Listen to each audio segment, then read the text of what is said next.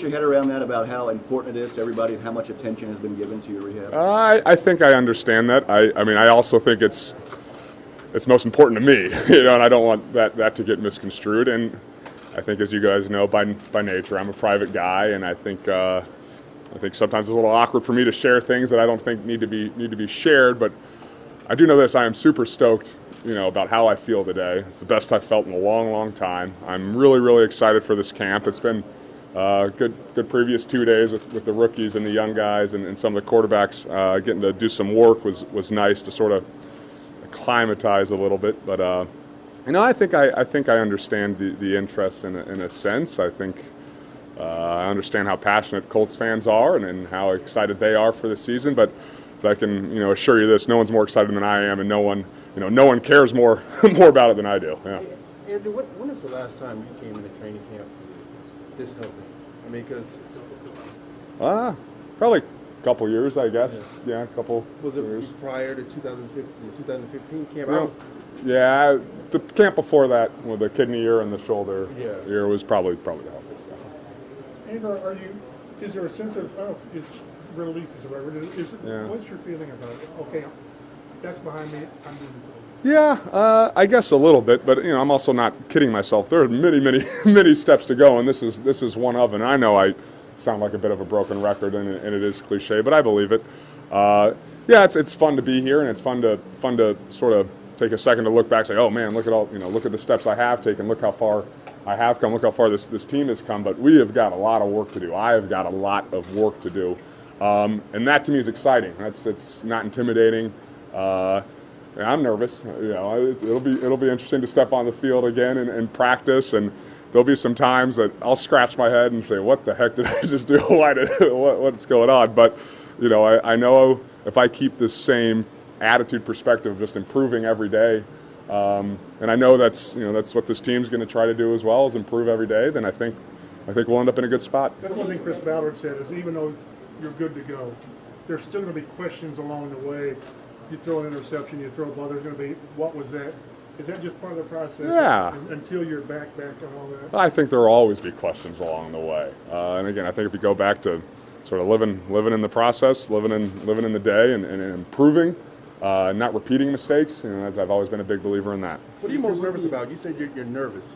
And I don't want to fumble the first snap. That's what I don't want to do. But is there any, outside of the obvious, you don't want to make a bad throw or not, but is there anything particularly you're most nervous about getting back out there? I think just in general, and I say nervous and a nervous excitement, and I think oftentimes those two go together. And I think, one of the unique feelings I know I feel before football games is butterflies, and to me that's sort of it's a cool thing. I don't get to feel that way very often. I'm sure I'll feel that that way before practice too. You've always talked about this won't happen for a couple weeks, but you've already said you like getting that first hit out of it. Yeah.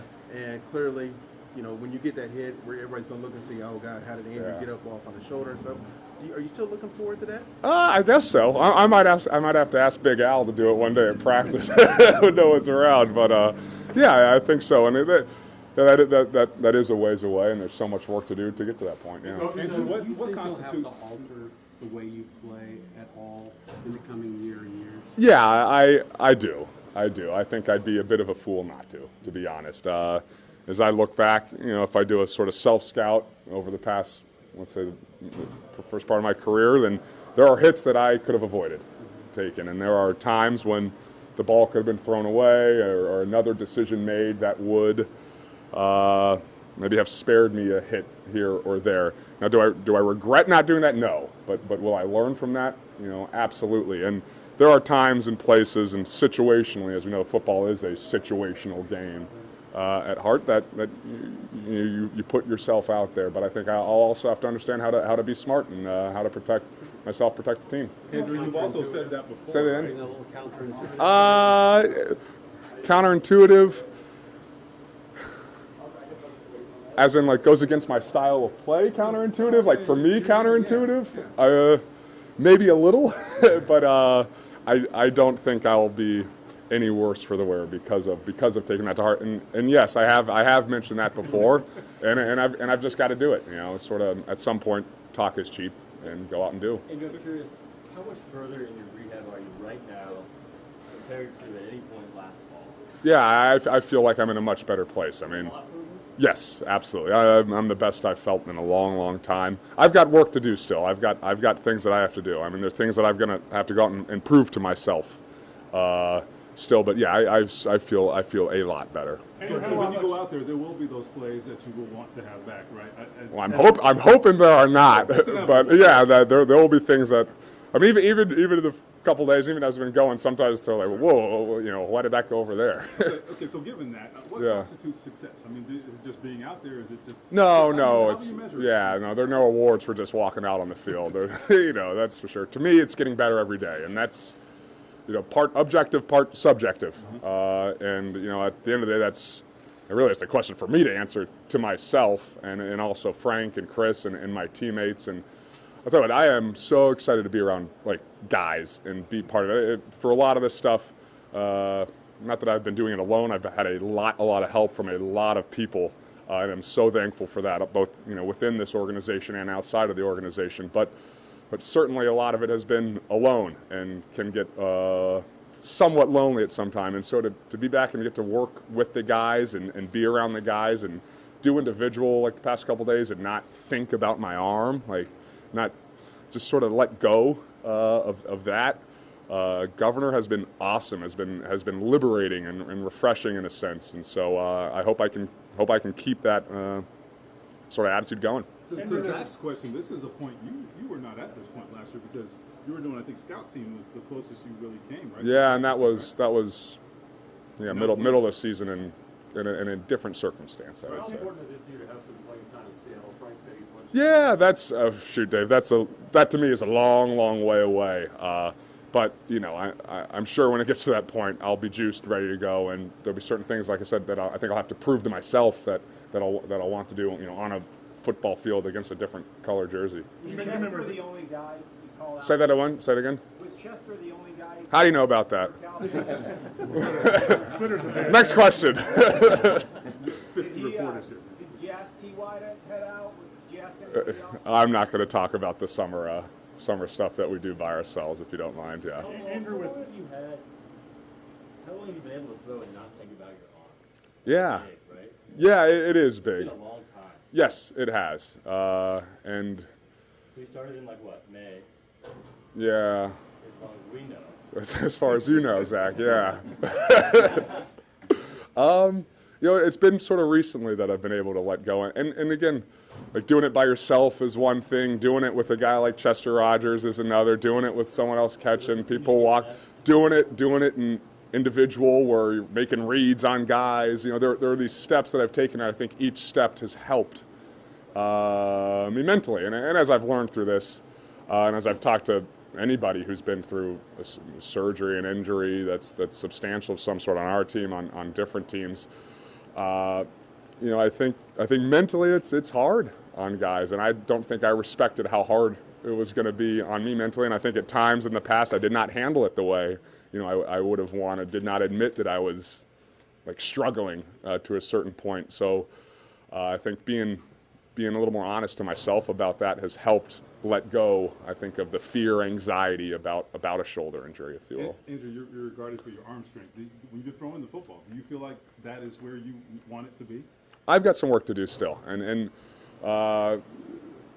you know, there's going to be a situation on the practice field that I will not have been in yet, and having to avoid a guy and playing at that little extra tempo, that speed, that you will. So there are steps that I still need to take. I'm not kidding myself. There are things I do, and with that, you know, comes the endurance. Comes, oh yeah, that's how I've got to throw that, you know, the out to Ty to the field. Okay, oh, that's how it is over the middle, the Doyle to the guys. So there are steps that I will have to take.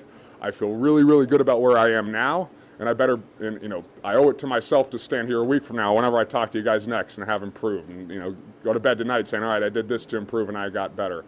So you know, that's the expectation I'm setting for myself, and I feel like I owe it to myself. Hey, Andrew, what is the biggest thing you have learned about yourself personally throughout this whole process?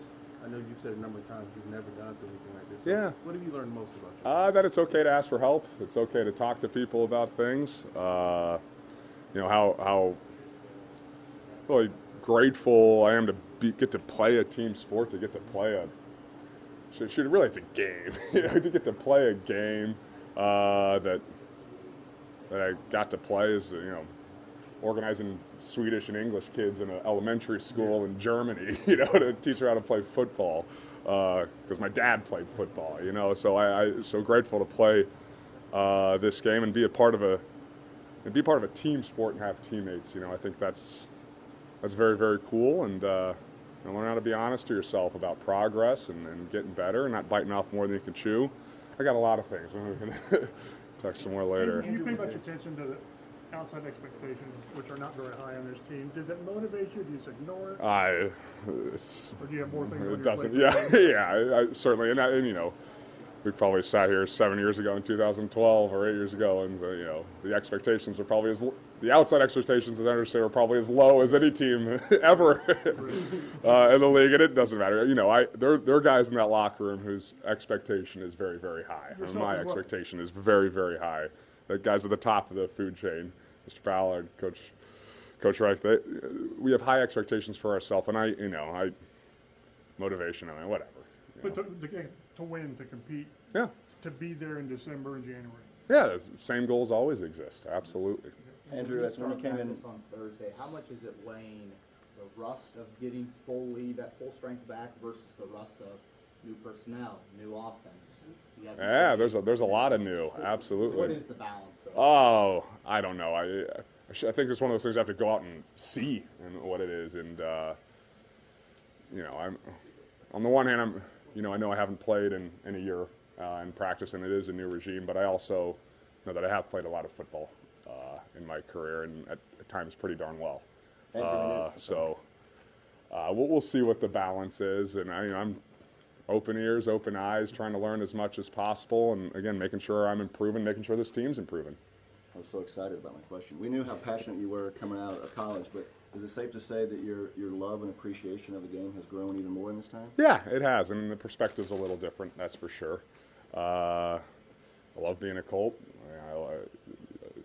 To step out on a practice field, to get to, I'm so excited about the past 2 days. You know, in the grand scheme of things, maybe it's not that big of a deal, but to go out and practice with guys is just fun, and I think I'll be able to appreciate it in a different sense than I have in the past. Andrew, you start the second chapter of your career with a guy like Coach Wright. Yeah. What does that mean to you? Yeah, it's great. I think I've really enjoyed communicating with him. I've really enjoyed working with him. I think he brings a really neat perspective to things. He's certainly had an amazing career as a player, and he's done an amazing job as a coach. I really, really enjoyed talking to him, learning from him, talking with him, figuring out what the best course of action is, and in many different arenas. So yeah, I'm excited. I'm excited. Last question for you with 14 years of experience. Yeah, absolutely. I mean, he's certainly is a sounding board for all of us quarterbacks. I think we have a great room of quarterbacks. We've got great coaches in there. Marcus Brady had a great CFL career. Nick Sirianni done an amazing job, and Frank. So it's really a fun room to be a part of. And I think he's also a great teacher. And to me, the best coaches have always been the best teachers, and he does a fantastic job of that.